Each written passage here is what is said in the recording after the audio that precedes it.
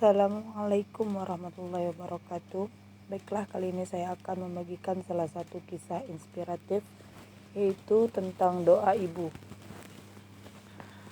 Cerita ini saya ambil dari pengalaman pribadi saya. Waktu itu anak saya mau masuk SMA ya teman-teman, kelas 1. Jadi pada saat itu karena tempat tinggal kami sangat dekat dengan sekolahan tersebut, lebih kurang sekitar 2 km. Jadi kami pede saja untuk ikut jalur zonasi. Tetapi di luar dugaan, ternyata di situ terdapat 3 jalur yang harus dilewati yang boleh dipilih untuk masuk ke sekolah tersebut, yaitu jalur perpindahan orang tua, kemudian jalur prestasi dan jalur zonasi. Ternyata di jalur yang pertama, perpindahan orang tua atau mendapatkan KIP, kami tidak bisa ikut karena tidak punya kartu KIP. Dan jalur yang kedua, yaitu jalur prestasi, pun kami rasa putus asa karena tidak ada prestasi yang dimiliki secara signifikan seperti juara gitu, cuman 10 besar. Nah, yang ketiga jalur zonasi. Di jalur zonasi ini ternyata wilayah kami tidak bisa mendapatkan fasilitas zonasi, walaupun wilayah kami sangat dekat dengan sekolah tersebut, dan malahan yang mendapatkan jalur zonasi ini kami di tempat sekolah atau SMA yang lumayan jauh dari rumah, sekitar 7 kilo perjalanan. Hal itu membuat saya sebagai orang tua sangat putus asa rasanya teman-teman, karena kami hanya memiliki satu motor atau satu kendaraan yang bisa dipakai untuk pergi kemana-mana. Sementara sekolah yang bisa untuk anak saya diterima yaitu di tempat yang sangat jauh. Berarti kami harus memiliki 2 motor, dimana pada saat itu saya tidak punya uang untuk bisa membeli sebuah motor.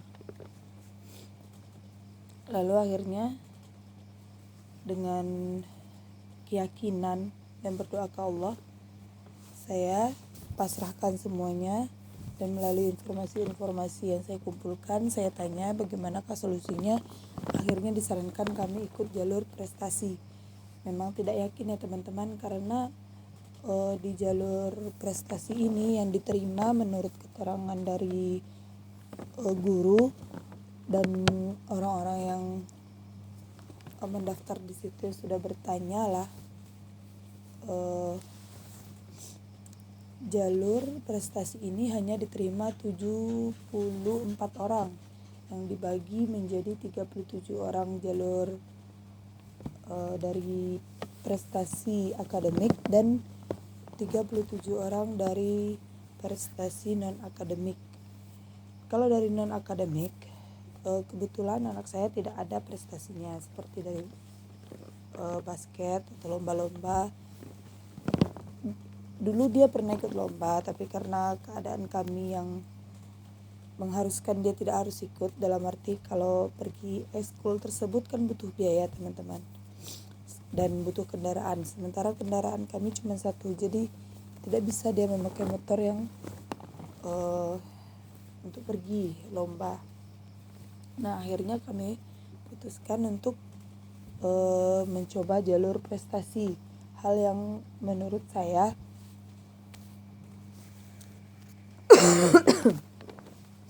tidak mungkin bisa kami tembus. Jadi hari itu seingat saya hari Selasa atau hari Rabu, anak saya mendaftarkan ke sekolah.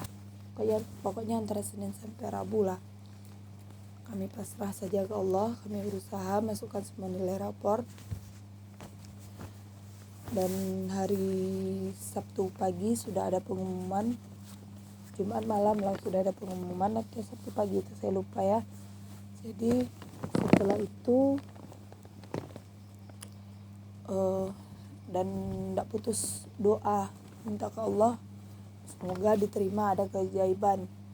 Dari 37 orang yang berkemungkinan diterima tersebut, masuklah nama anak saya satu, ya Allah. Saya berharap begitu.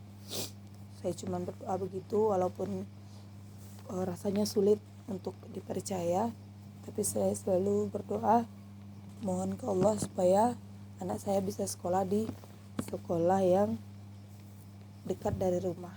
Ya, karena yang pertama keadaan ekonomi kami yang mengharuskan harus dekat dari rumah.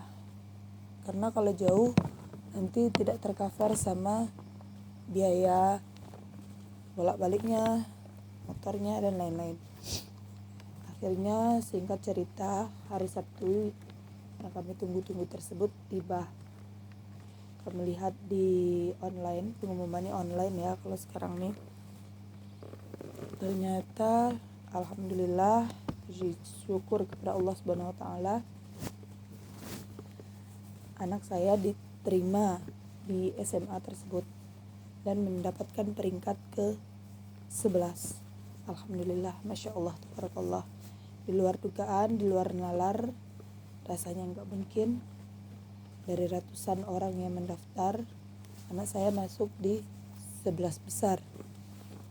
Jadi di sini saya bisa bercerita ke teman-teman ini bukan hendak pamer, tapi untuk menguatkan teman-teman dan terutama untuk saya sendiri, bahwa untuk menambah keyakinan dari hikmah cerita ini, yaitunya doa seorang ibu untuk anaknya itu tidak ada batasnya, teman-teman. Doa seorang ibu untuk anaknya itu menembus langit, teman-teman, langsung menembus arsy-Nya Allah. Untuk Allah langsung kabulkan. Jadi bagi teman-teman yang punya anak, apapun keadaannya, apapun kondisinya, atau apapun permasalahannya, laporkan semua kepada Allah. Laporkan semua kepada Allah. Jangan teman-teman ada sedikit pun ragu, yakinkan, pertebal lagi keyakinan teman-teman untuk bertambah kuat keyakinannya. Karena memang doa seorang ibu untuk anaknya itu diijabah oleh Allah. Jadi bagi teman-teman yang punya anak, jangan pernah berkata kasar atau mengumpat seorang anak yang mungkin kelakuannya buruk atau membuat hati kita tidak suka. Tapi laporkan ke Allah, karena Allah lah yang menciptakannya. Allah lah yang membuat dia hadir di dunia ini.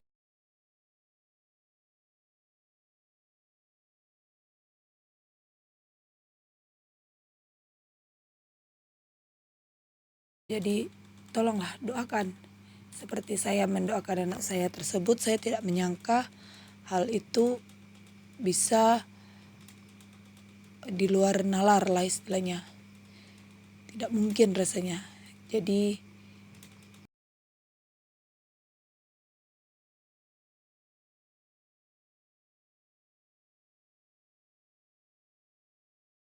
berdoa untuk anak-anak teman-teman.